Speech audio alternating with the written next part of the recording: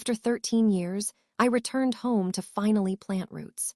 I visited my parents for only the second time in all those years. They have started treating me like a child all over again, demanding that I cut my long hair.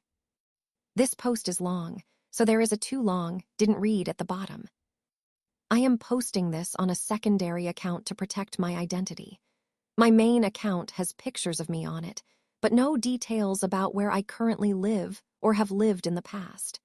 For this same reason, there will be details I will purposely omit about some of the things I have done over the years. I, a 32-year-old male, have spent my adulthood traveling across America. My grandfather passed away from a heart attack exactly 1 week before my 19th birthday. For some reason, he left his company to me. I had no interest in running his company, nor did I think I was even qualified. My father, who was the son-in-law of my grandfather, wanted the company for himself. My mother was the only surviving child of my grandparents, her 2 brothers having fought and died in Operation Desert Storm. She, of course, also wanted my father to inherit the business. The moment I told my grandfather's lawyer I wanted to think about my next move, my parents were pressuring me about signing ownership of the company to my father. Grandpa's lawyer gave me his business card, telling him and my parents that he would only take a call from me relating to the matter. We drove out of his office, my parents in Dad's SUV, and me on the back of my old fixer-upper Harley Davidson that used to belong to Grandpa. When I say old, I mean 10 years older than me. From the shouting matches we would have over the phone later on, I have no doubt that my parents intended to try to bully me into signing everything over to my father. Little did they know that I would do anything to get away from them. In a final act of teenage rebellion, I made a sharp left turn onto the interstate and broke the speed limit by at least 20 miles per hour. I never saw my parents behind me, and I drove straight to a friend's apartment. This friend will be important later. I used his phone, mine being bombarded by my parents, to call Grandpa's lawyer, and he handled the sale of the company.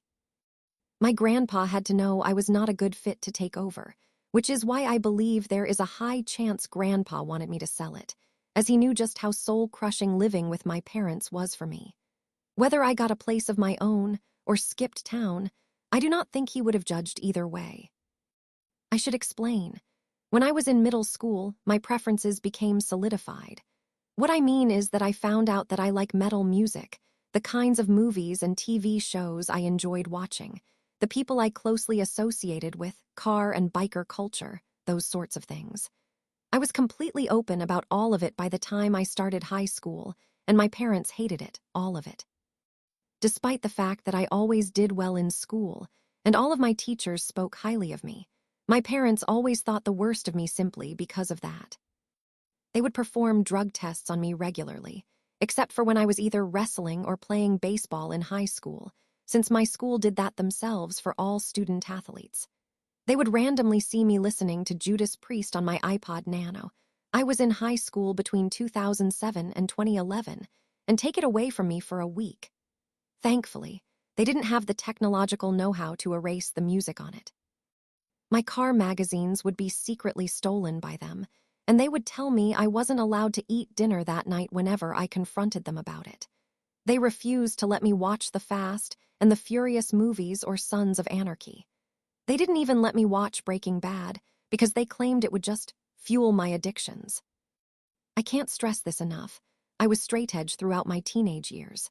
My first sip of alcohol was on my 21st birthday, and I haven't taken any illegal substances ever. Girls were legitimately the only addiction I have ever come close to having, not to say that I am a player. And speaking of girls, I had 3 girlfriends throughout high school, and my parents didn't approve of a single one.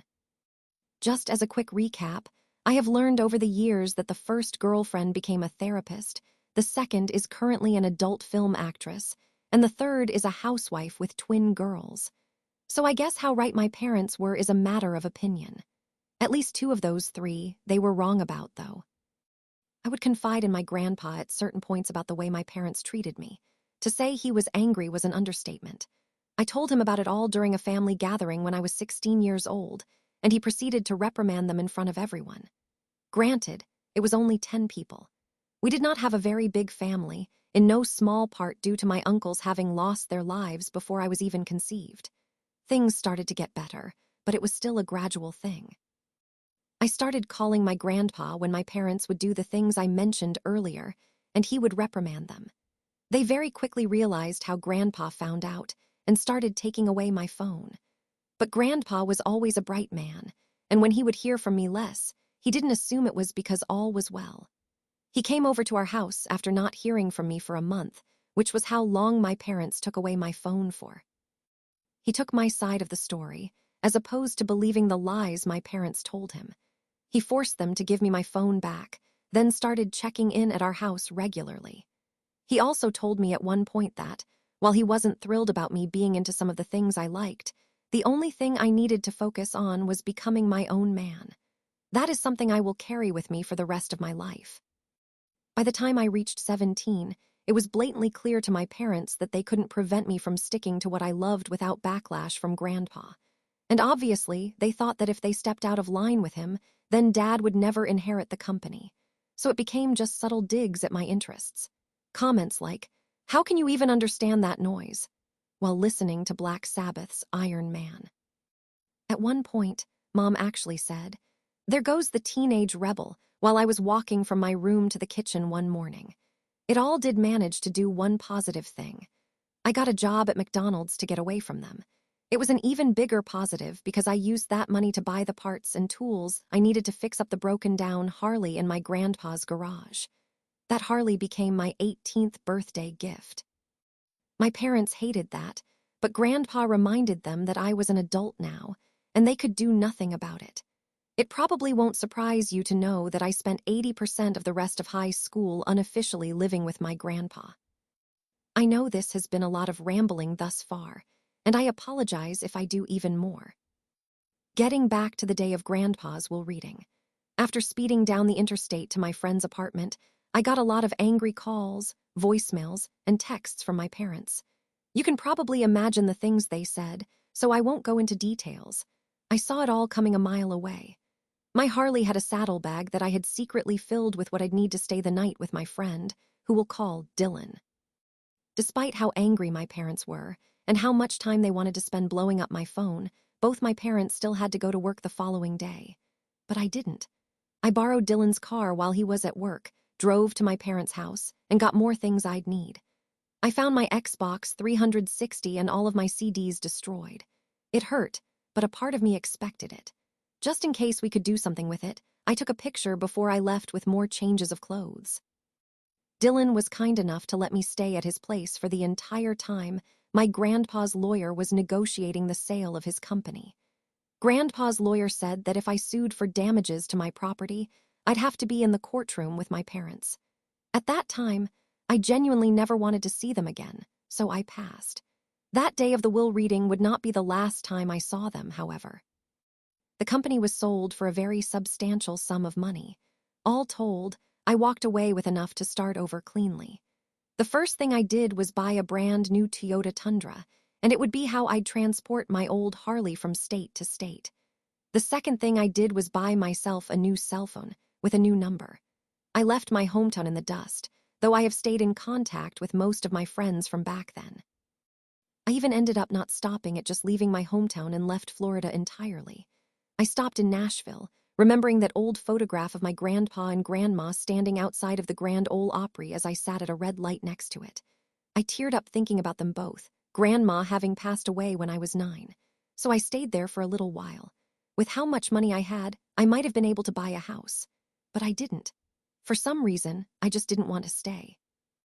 I left after working some odd jobs and sleeping in the back of the Tundra for 2 months. Maybe it was some kind of paranoia, but I just never felt comfortable enough to set down roots. In 13 years, I have driven across 35 different states in America and lived in 12. I had developed a jack of all trades, master of none type of skill set by the time I was 22, and so doing odd jobs to get by was my life for the longest time. The money I had left from the sale made for one heck of an emergency fund, but I made sure it all was just for that. I lived an amazing life in all that time. I had girlfriends, and I'm not ashamed to admit, one-night stands. I learned how to play guitar. I went to the Rainbow Rock Bar on the Sunset Strip and met Lemmy Kilmeister from Motorhead. I was living in Texas for a time and ended up taking my old Harley for the Ride for Dime, an annual event that involves a massive group of bikers taking a long ride out to Pantera guitarist Dimebag Darrell's grave. Taking care of Grandpa's Harley, and the Tundra only made my mechanical skills skyrocket, and it became the one trade I was a master of. However, fortune could only favor that lifestyle for so long. In June of 2019, I got injured. To make a long story short, my Tundra got totaled in an accident. Thankfully, Grandpa's Harley was not in the back at that time. In that same accident, I broke my back badly enough that I needed surgery. I dipped into my savings heavily, as I never had employment long enough to have health insurance provided to me. And while I was registered as an independent contractor in several states, I still would have had to pay for health insurance out of pocket. Looking back now, I kind of wish I had, but it is what it is. At the time of the accident, I was living with a girl I was dating in Phoenix, Arizona. She helped me out after I got out of the hospital until I was able to walk again. After that, I moved into a one-bedroom apartment, hiring a moving company to help me, as I was still in far too much pain to do any heavy lifting. I was on the mend, unable to work, and getting what I needed exclusively from my savings account. Right as I was starting to get back to normal, COVID shut the world down. I wasn't working that much to that point and was relying heavily on my savings. Honestly, I was taking that money for granted, an unintended consequence of barely touching it for the better part of 10 years, but also not putting anything into it either. By the time I moved back to Florida, I actually had to make the extremely painful decision to sell my grandpa's Harley. There will always be a part of me that will hate myself for that moment. It came about after a phone call with Dylan, the same Dylan who let me crash with him while Grandpa's lawyer was selling the company on my behalf. Dylan had ended up becoming a successful mechanic with his own shop and everything. And at the time of this particular phone call, just one short month ago, he needed an extra mechanic. I couldn't make the drive with the money that I had, but I could if I sold the Harley. I knew of someone who would be the best candidate, as he was a Harley collector who didn't have that model in the particular year mine was from. Through a combination of the great condition I had kept the bike in and his desire to have it, it was rather handsomely sold. And by that, I mean I had enough not just to make it back to Florida, but to get an apartment and not have to pay rent for at least 6 months. Dylan wasn't done helping me either, as he had a place lined up for me already. Something I have neglected to mention up to this point is that I have been in contact with my parents since 2015. I don't remember what made me call their house's landline, but the fact of the matter is that I still remember that phone number to this very day. I don't know what I was expecting, but it wasn't the joy that I ended up getting. They were happy I was alive, and they weren't even angry at me for selling the company. Dad had started a company in the same line of work.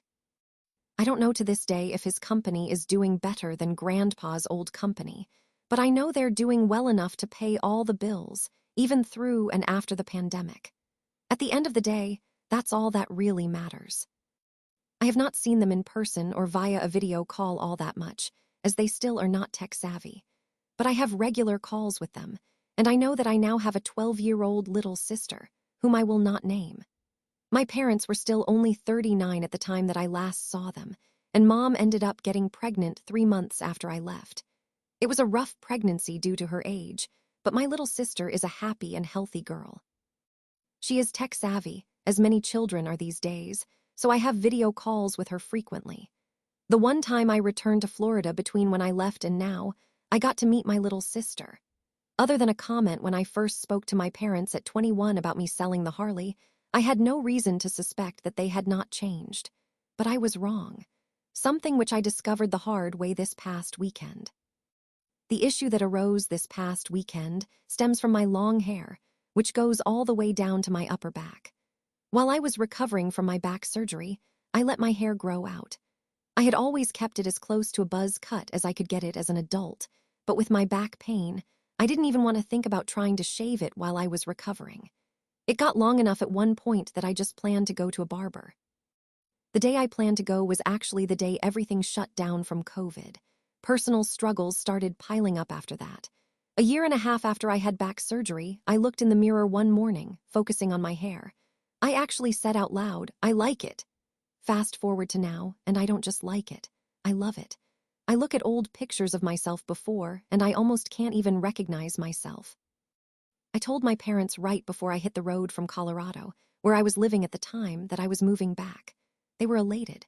They asked me to come straight to their house, but I said I wanted to get started on settling into the apartment Dylan had secured me. They still have no idea that I stayed with him while I waited for Grandpa's company to be sold. Dylan bought me a bed, and I bought myself more furniture and all other essentials. There's more I want to buy, but it can wait. I also sold my truck, another Tundra I bought to replace the one that got totaled, and bought a smaller and older Toyota Tacoma since I no longer needed a diesel truck. Once I was settled in and had cashed in my first paycheck from working for Dylan, I arranged to come to my parents' house this past weekend. It was somehow just as strange driving up to my childhood home again as it was when I did it in 2018. The difference between then and now was the reception from my parents. My little sister still obviously loves her big brother, as she was all smiles from the moment my truck pulled into the driveway. My parents were smiling too at first, but that smile started to fade more and more once they could see me better. It was completely gone by the time I stepped out of my truck. I only barely noticed that, however, as my little sister was running up to give me a big hug. The subtle comments started not even 5 minutes after we were all inside. I sat down with my sister, who was excited to show me her Roblox game. My father came up next to us and said, "That hair's looking pretty today, Missy." After he said it, I looked at him with a smile, which faded after I realized he was looking at me dead in the eyes. Mom asked me later on, "How does a boy maintain curls that long?" And her tone was not one of adoration.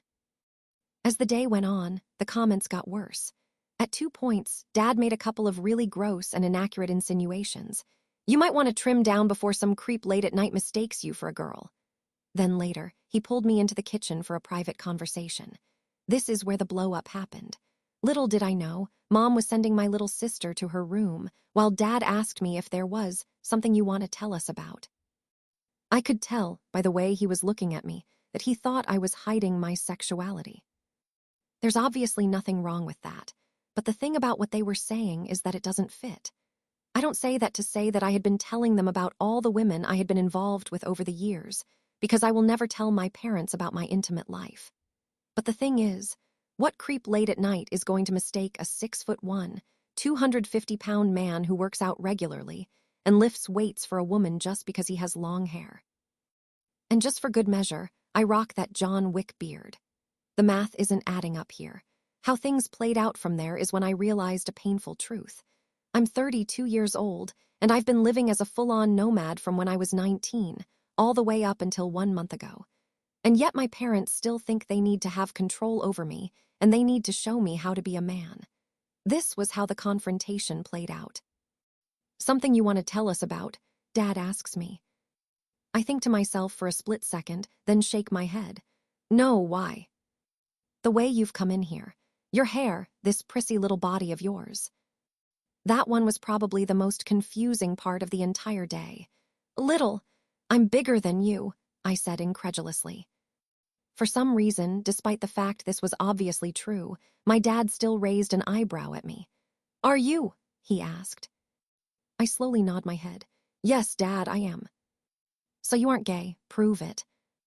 Although I could tell that was what he was insinuating to that point, it was still so unexpected to hear Dad be this forward. "Oh, I could. But I'm not going to, because you need to know less than nothing about that part of my life, as far as I'm concerned." I disagree. "I don't care." Dad then raises his voice. "You don't care, young man. Who are you talking to?" Dad doesn't seem to realize that yelling hasn't worked since I was 16, and that hasn't changed just because I can't call Grandpa anymore. Right now, I have no idea. No straight man has long hair. That's not even remotely true. Half of the men from the 60s, 70s, and 80s had long hair. Most of them were straight. "And what do you base that off of?" I ask him. "It doesn't matter. You need a haircut." At this point, I can't believe this is happening at all. "And why's that?" "Because I said so. You're working as a mechanic with long hair. If it gets snagged in a machine, your mother and I will have to bury your injured body." way to make things dark, Dad. I put it in a ponytail and tucked the ponytail into the back of my shirt. I've worked with machines that could hurt me if they snag my hair long enough to know all the safety measures. A ponytail, Dad says, his laughter laced with sarcasm and judgment. You're gay, son. You need to accept it. I roll my eyes. I was about to say this conversation is over when I suddenly hear a wireless trimmer turn on. I turn around, and Mom manages to trim off a good chunk of my beard, aiming for my hair. That was when there was no doubt in my mind that they were still treating me like a child. Well, they saw the hard way that I'm a grown adult. I snatched the trimmer out of Mom's hand and spiked it on the ground, like Rob Gronkowski spiking a football. The device breaks into pieces, and now I'm just livid. I yelled at them, asking what in the world was wrong with the two of them. I got no response other than stunned silence. I think they were shocked to see just how strong the son they used to treat so badly had grown to be. I had enough clarity to go to my little sister and tell her goodbye. I don't know what my parents will do from here, but I just briefly told her that our parents didn't respect me, and that respect was important to me. I told her I love her, and I'd do everything I can to stay in touch with her. I don't have much hope I can keep that promise, though, because my father worked up his nerve. He told me that now that I was back under his roof, I had to do what he says. By told me, I mean that he yelled at me. I yelled right back that even if that was true, it was a good thing I'd never be under his roof ever again. I told them that until they accepted I was an adult, I never wanted to speak to them again, and I slammed the door. Apart from an angry voicemail from Dad, it's been radio silence from my parents. I hadn't heard anything from my little sister either until right before I started writing this post. She convinced the babysitter to let her call me on her cell phone, and we had a video call. I laid out parts of my childhood to her, telling her everything I thought she was old enough to understand. After having spent the last few shifts working with Dylan thinking about her, it made me cry to talk to her again after we hung up. I hate that my parents are like this. Should I cut them off now, even if it costs me my relationship with my little sister? Too long, didn't read. I returned to my hometown after living over a decade as a nomad. Hoping to forge a new relationship with my parents, they instead decided to treat me like a child, demanding I cut my hair at 32 years old. I laid down the law, but I'm hesitant to cut them off, because it might cost me my connection to my 12-year-old sister. Quick note, I just realized that I forgot to take out the part where I said I had just gotten off a video call before writing this post. I wrote this post, then had to try different subreddits to avoid having it taken down. The video call was in fact yesterday.